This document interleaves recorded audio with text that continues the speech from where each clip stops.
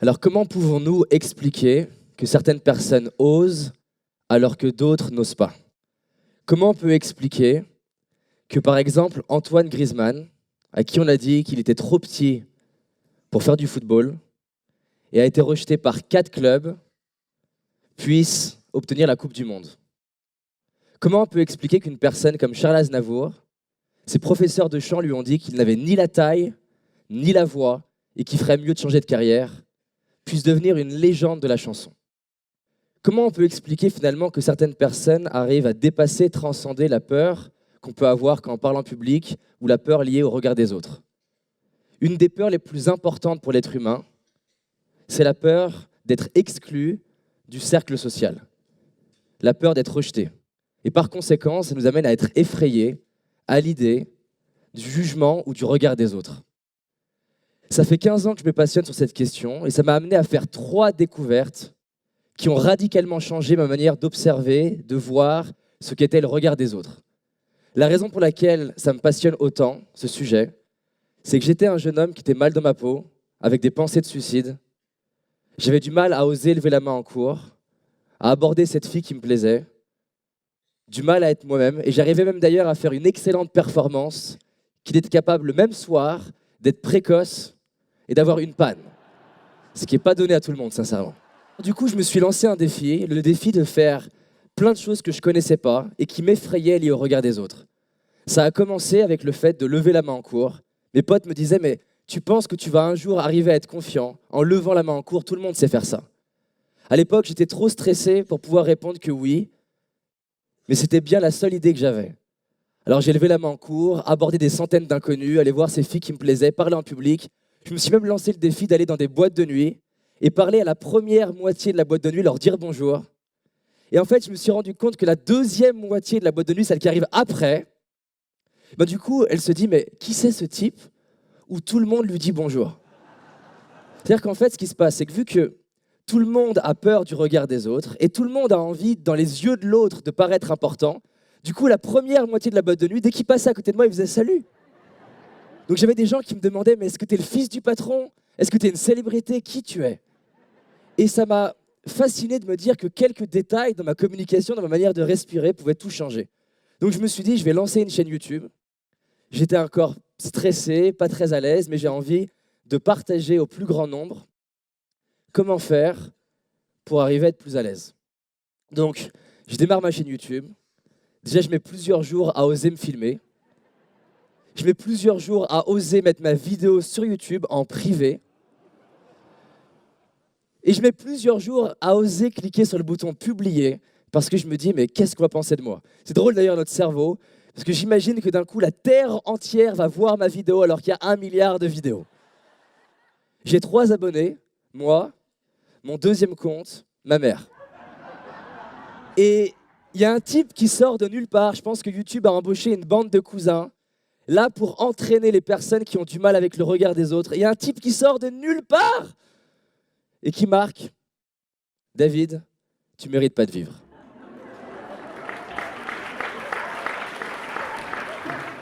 J'en rigole aujourd'hui, j'ai pas vraiment rigolé sur le coup.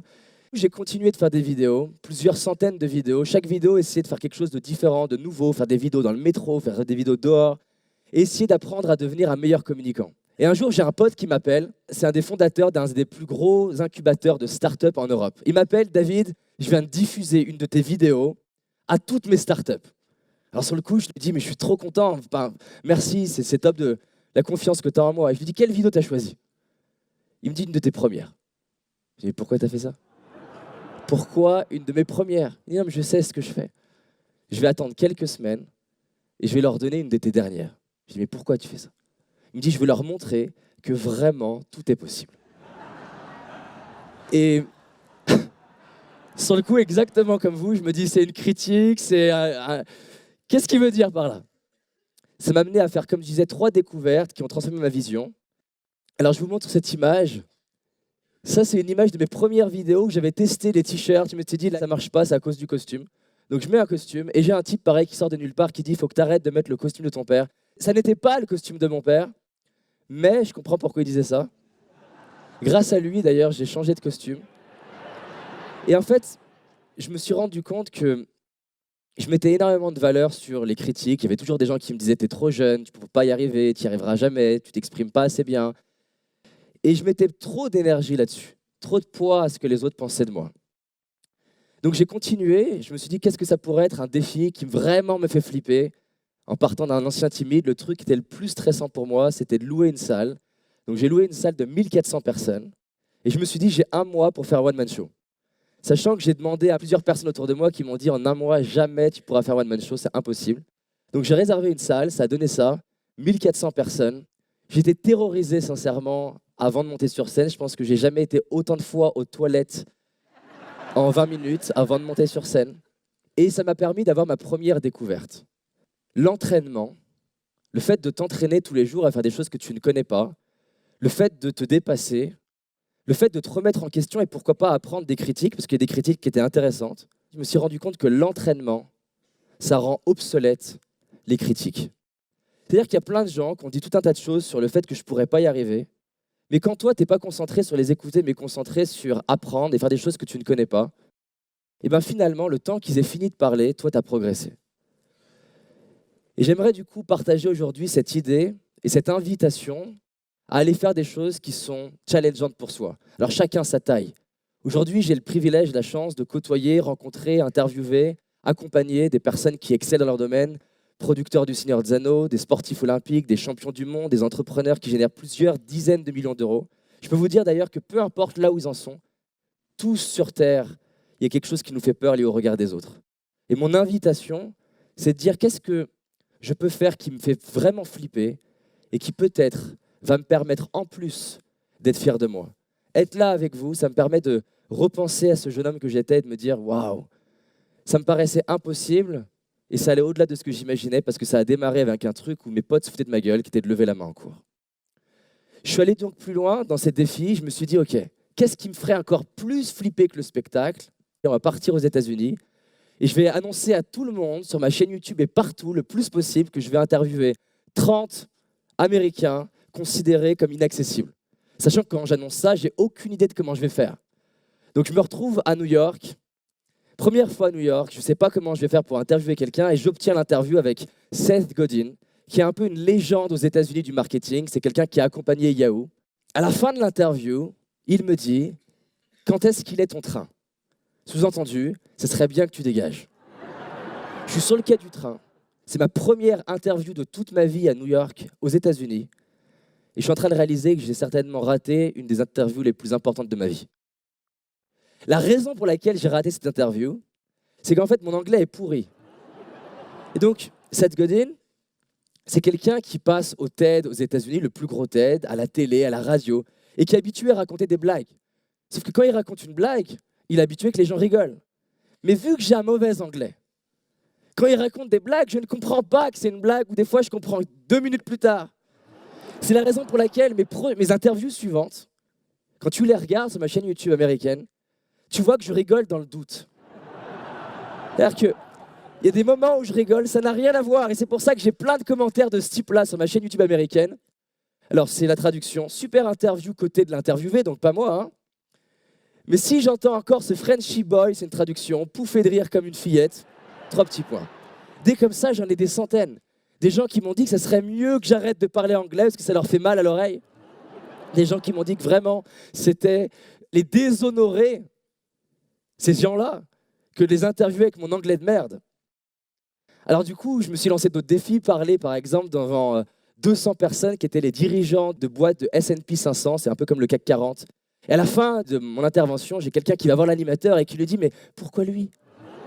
Non, mais sincèrement, je veux dire, pourquoi lui? Il y a eu tous des excellents, et pourquoi lui? J'ai un autre qui vient voir l'animateur et qui dit « Tu sais, dans tous les intervenants, il n'y en a qu'un seul que je retiendrai. Je n'ai pas tout compris ce qu'il a raconté. Mais par contre, je pense que notre entreprise, elle a un peu plus besoin de l'état d'esprit qu'il a eu. Faire 10 000 kilomètres, aller parler une langue qu'il ne connaît pas, devant des personnes qui l'impressionnent. Je pense que si on faisait un peu plus ça dans notre entreprise, eh ben, il y a peut-être des trucs qui pourraient se passer. » Alors, je commençais à me poser des questions. Est-ce qu'il n'y a que moi qui suis critiqué? Donc, je suis allé sur Internet, sur un site qui s'appelle Allociné, voir mon film préféré, ce que les gens en pensaient. Et 5 Oscars, 2e meilleur film au box-office monde l'année de sa sortie. Et quand tu vas sur Allociné, que tu regardes les commentaires les plus mauvais, tu as des personnes qui sont sincères. Et je vous en ai sélectionné 3 que j'ai vus aujourd'hui. Je les ai trouvés magnifiques. Alors le premier, c'est sans aucun doute un des films les plus ratés de l'histoire du cinéma. Bref, une daube magistrale. Ok ? C'est mon film préféré. Le film est tellement nul qu'il devient une parodie. Les joueurs jouent mal et n'ont aucun charisme. Et le dernier, je l'ai trouvé efficace, insupportable. Et ça m'a soulagé. Ça m'a soulagé parce que je me suis dit, si Gladiateur, les gens peuvent dire ça, franchement, tout est possible pour moi maintenant. Ça m'a soulagé, ça m'a donné ma deuxième découverte. C'est qu'en fait, quoi que tu fasses, tu peux être le meilleur sportif au monde. Tu peux être Michael Jordan. Tu peux être Kobe Bryant. Tu peux être n'importe qui, exceller, passer toute ta vie à essayer d'exceller dans un domaine, l'art, la science, l'entrepreneuriat. Tu auras toujours des gens pour dire que ce que tu fais, c'est pourri. Et le pire, c'est qu'ils sont sincères. Mais ça a été une deuxième découverte importante pour moi et qui s'est appuyée par des travaux scientifiques. Donc, Geraint Rees, qui est professeur à l'université à Londres, et en fait, il s'est rendu compte que notre cerveau, chaque être humain a un cerveau qui est différent. Et donc, par conséquence, notre perception du monde, elle est différente pour chaque personne. Et c'est la raison pour laquelle ce qui est important pour toi, pour d'autres, c'est pourri. Et c'est une bonne nouvelle, en fait. On peut se libérer de l'idée que d'autres personnes puissent nous critiquer et juste intégrer cette deuxième découverte. La critique est inévitable. Je le savais déjà, mais rencontrer des scientifiques pour me le partager et vivre cette expérience m'a libéré. Et donc, vu que c'est inévitable, eh ben, autant aller faire ce qui me fait vibrer. Si ce qui vous fait vibrer, c'est de l'art, autant aller faire de l'art. Si c'est voyager, voyagez. Si c'est apprendre une langue, apprenez une langue. Faire un tour du monde, partir dans l'espace, créer votre entreprise. Combien de personnes je vois ne pas oser faire des choses qui sont importantes pour elles, juste parce qu'il y a quelqu'un de leur entourage, un ami, un enfant, un parent, un collègue de travail, qui leur dit « c'est mort ». Suite à ça, je suis allé plus loin dans un autre défi qui était d'interviewer des personnes qui excellent. Et j'ai pu interviewer quelqu'un qui est un des plus grands acteurs français, comédien, et qui fait aussi du théâtre. Et en privé, il m'a raconté une anecdote de sa vie. Il est sur scène, devant une salle comme ça. C'est impressionnant, sincèrement, quand tu rentres dans une scène comme ça. Il est 19h30, le spectacle démarre à 20h. Il est paniqué, il ne se sent pas bien, il est habitué au stress, mais là, c'est particulier. 19h45, toujours dans les loges et stressé. Il n'arrive pas à se rappeler de son texte. 20h, l'heure du début du spectacle, il est toujours dans les loges. À votre avis, qu'est-ce qui se passe? 20h15, toujours dans les loges, paniqué, les mains moites, il n'est pas bien. Et plus le temps passe, plus il se dit, mais avec la renommée que j'ai, c'est vraiment la honte de monter sur scène si je bafouille, si je ne connais pas mon texte. 20h30, toujours dans les loges. Ça fait 30 minutes que la salle attend. Son metteur en scène est perdu autant que lui et il lui dit « Écoute, fais quelque chose, monte sur scène, prends ton texte, vas-y ». Il dit « Mais je ne vais pas monter avec mon texte, c'est ridicule ». 20h45, il décide de prendre son texte et monter sur scène. À votre avis, qu'est-ce qui se passe suite à ça?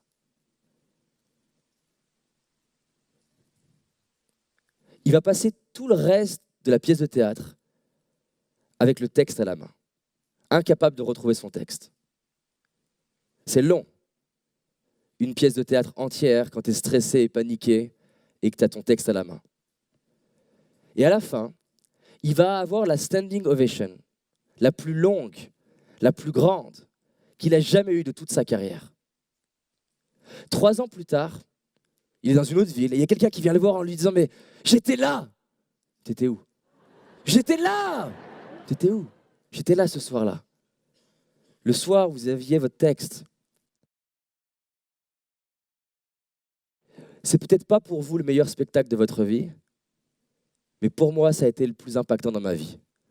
Ce soir-là, il a transformé ma vie. Vous imaginez pas le nombre de choses que je n'osais pas faire par peur d'être critiqué, parce que je me disais que ce n'était pas encore parfait, parce que j'attendais d'être parfait pour démarrer mon entreprise ou démarrer de parler en public. Et ce soir-là, vous m'avez libéré, je me suis donné l'autorisation d'aller réaliser mes rêves. Merci. Merci. Quand il me raconte cette histoire, ça m'impacte énormément, parce que je me rends compte que je suis extrêmement attaché au regard des autres. Et en fait, on est extrêmement addict à être valorisé par les autres.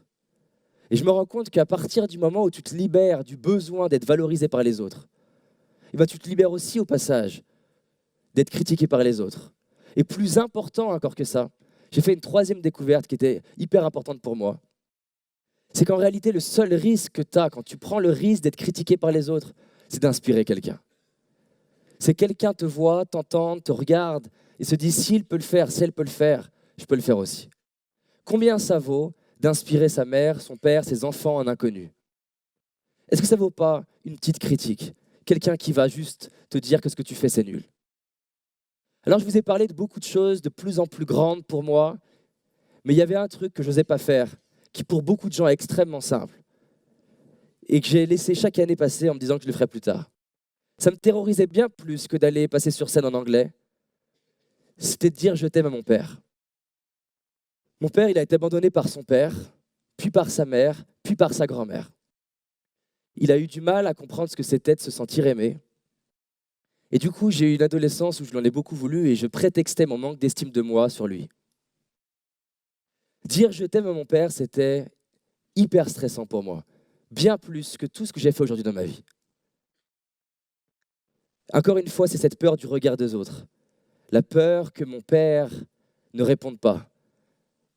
La peur qu'il me rejette. Parce que je me suis senti rejeté par lui pendant cette enfance. Et un jour, je prends mon téléphone et j'écris à mon père, « Papa, je t'aime ».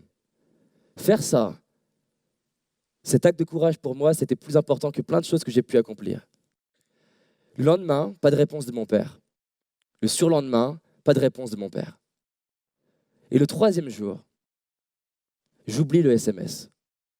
Le fait d'oublier le SMS, en fait, c'était une des plus belles victoires de ma vie. Parce que pour la première fois de ma vie, c'était plus si important que mon père me reconnaisse ou que quelqu'un me reconnaisse. C'était plus si important qu'il me réponde. Parce que j'avais fait ce qui était important pour moi. 2 semaines, c'est cool. Mon père a dû pendant 2 semaines se demander qu'est-ce qu'on répond à un SMS comme ça. Parce que personne ne lui a dit ça. Et après 2 semaines, il a trouvé une formulation que j'ai trouvée intéressante. La réciproque est vraie.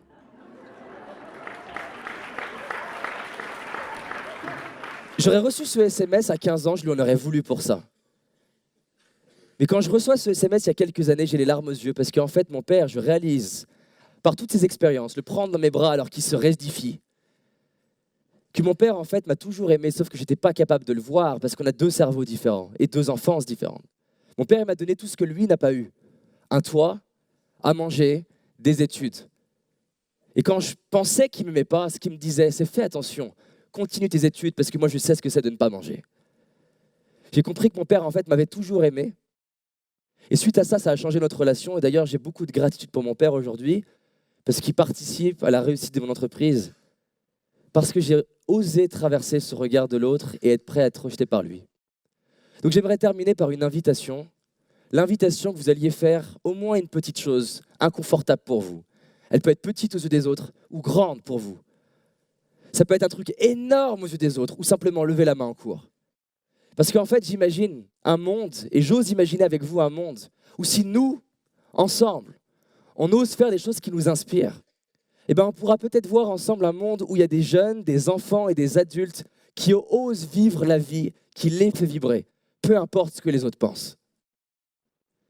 Et j'ai envie de terminer avec cette phrase de Steve Jobs que j'adore, qui a marqué ma vie. « Votre temps est limité, ne le gâchez pas en menant une existence qui n'est pas la vôtre. » Merci à vous.